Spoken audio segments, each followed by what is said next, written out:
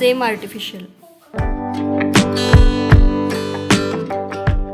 High everyone, welcome back to my channel. कसे आहात तुम्ही सगळे? अपेक्षा करते खूप छान, मस्त आणि मजेत असणार.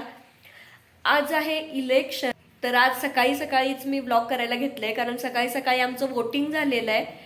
हे बघा, आम्ही वोट करून आलेलो आहे. दरवेळेला आम्ही सकाळी सकाळीच जात असतो, कारण सकाळी सकाळी कसं असतं, ऊन पण जास्त नसतं आणि गर्दी कमी असते मेन म्हणजे.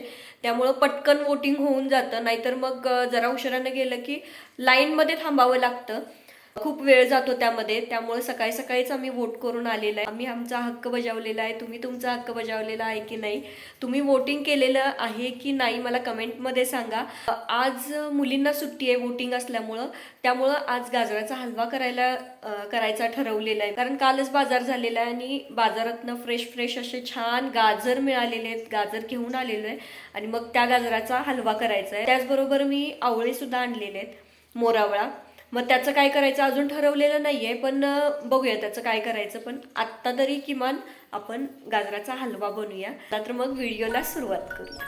सकाळी सकाळी पहिला वोटिंग करून आलो आणि त्यानंतर छान अशी रांगोळी काढली.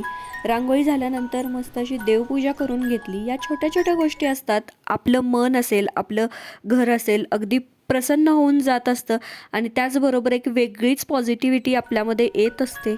गाजराचा हलवा कोणाला आवडत नाही असं शक्यतो होत नाही, कारण गाजराचा हलवा सगळ्यांनाच प्रचंड आवडतो.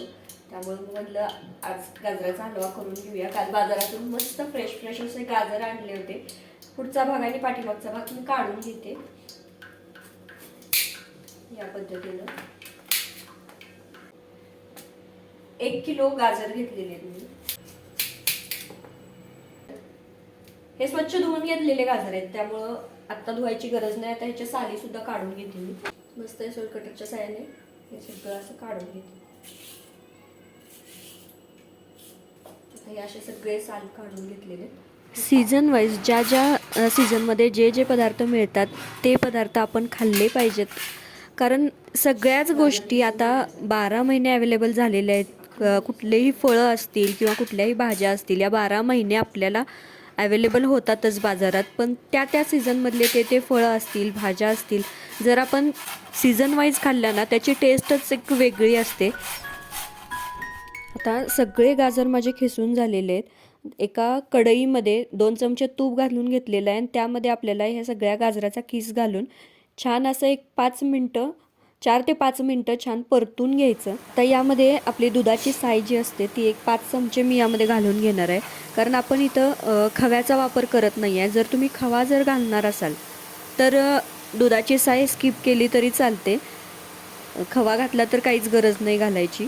पण जर तुमच्याकडं खवा अवेलेबल नसेल, कारण प्रत्येक वेळी अवेलेबल असेलच असं काही नसतं, त्यामुळं दुधाची साय तर आपल्याकडं असतेच, आपण साठवून ठेवतच असतो तुपासाठी. त्यामुळं दुधाची साय मी इथं घालून घेते. एक 5 चमचे दुधाची साय घालून घेतलेली आहे. आणि दुधाची साय जरी तुमच्याकडे अवेलेबल नसेल तर तुम्ही यामध्ये दूध घालून घेऊ शकता. आता 1 किलो मी गाजर घेतलेलं आहे, त्यासाठी तुम्ही अर्धा ते पाऊण लिटर दूध यामध्ये घालून घ्यायचं आणि ते सगळं दूध छान असं आटवून घ्यायचं. आता मी 5 चमचे दुधाची साय घातलेली आहे. त्यानंतर 1 ग्लास दूध मी यामध्ये घालून घेतलेलं आहे. दुधाची साय असेल किंवा दूध असेल, हे घातल्यामुळं आपण जो गाजराचा हलवा करणार आहे त्याची टेस्ट एकदम छान लागते. त्यामुळं हे आवर्जून घालायचं. जर आपल्याकडे पेढे असतील ना तर पेढे पण यामध्ये कुस्करून घातले तरीही चालतात, ते खव्याचं काम करतं. त्यामुळं पेढे असतील तर पेढेसुद्धा घातले तरी काही हरकत नाही, त्याने सुद्धा टेस्ट खूप छान येते. आता दूध थोडं आटत आल्यानंतर यामध्ये मी साखर घातलेली आहे. 1 मोठी वाटी मी साखर इथं घालून घेतलेली आहे, म्हणजे अंदाजे 250 ग्रॅम साखर मी यामध्ये घालून घेतलेली आहे. आपल्या आवडीनुसार, आपल्या चवीनुसार आपण कमी जास्त करू शकतो. तुम्ही जर कमी साखर खात असाल तर याचं प्रमाण तुम्ही कमी करू शकता, किंवा तुम्हाला जर गोड जास्त आवडत असेल तर जास्त साखर घालू शकता. हे छान परतून घ्यायचं. इकडे मी ड्रायफ्रूट्ससुद्धा घेतलेले आहेत. ड्रायफ्रूट्समध्ये तुम्ही कोणतेही ड्रायफ्रूट्स घेऊ शकता किंवा ड्रायफ्रूट्स नाही घातले तरीही चालतात. जर अवेलेबल असतील तर नक्की घाला. तुम्ही सगळ्या प्रकारचे ड्रायफ्रूट्स यामध्ये घालू शकता. आता मी इथं फक्त काजू, बदाम आणि अक्रोड घेतलेले आहेत, हे बारीक कट करून घेतलेलं आहे. आता हा आपला हलवा छान परतून होतोय. हलवा करताना नेहमी एक गोष्ट लक्षात ठेवायची, सुरुवातीला जेव्हा आपण गाजर भाजतो ना तुपात, त्यावेळेला गॅसची फ्लेम थोडीशी मोठी ठेवायची सुरुवातीला कढई गरम होईपर्यंत, आणि त्यानंतर मीडियम गॅसवर आपल्याला हा सगळा हलवा करायचा आहे. जर गॅस तुम्ही वाढवला तर हलवा करपू शकतो, त्यामुळे टेस्ट खराब लागते.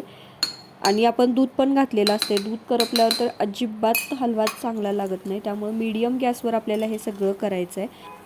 आता 2 चमचे तुपामध्ये आपल्याला हे सगळे ड्रायफ्रूट्स जे आपण कट करून घेतलं ते सगळे बारीक गॅसवर छान परतून घ्यायचे. आणि छान परतून झाल्यानंतर आपण एखाद्या भाजीला वरून तडका देतो त्याप्रमाणे आपल्याला या हलव्याला हा तडका द्यायचा आहे. हे सगळं यामध्ये घालायचं आहे, त्यामुळं हलवा एकदम दाणेदार छान होतो. आता सगळ्यात शेवटी यामध्ये 2 छोटे चमचे मी वेलची पावडर घातलेली आहे आणि मस्त परतून घेतलेला आहे. छान आपला हलवा तयार झालेला आहे. हलव्याला कलरसुद्धा खूप छान आलेला आहे. सुरुवातीला आपण जेव्हा दूध घालतो ना त्यावेळेला कलर त्याचा असा पांढरट होतो, आणि त्यानंतर जसजसं आपण परतू त्यामध्ये जेव्हा आपण साखर घालतो, साखर जेव्हा परतून होते त्यावेळेला त्याचा कलर छान असा बदलतो आणि एकदम छान दिसतं. आता प्रांजल कधीपासून वाट बघत होती की कधी होतं हलवा, त्यामुळं सगळ्यात पहिला मी देवाला नैवेद्य दाखवून घेतला आणि आता तिला मी हलवा देते आणि तिची रिॲक्शन बघूया, तिला कसा वाटला हलवा, आवडतोय का.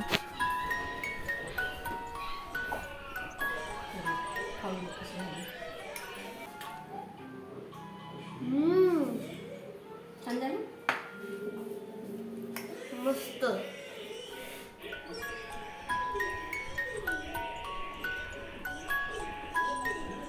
तर आमच्या बागेमध्ये हे एक झाड आहे आणि हे झाड जंगली आहे. या झाडाला काय म्हणतात, काय नाव आहे मला माहिती नाही, पण हे झाड नेहमी बहरलेलं असतं.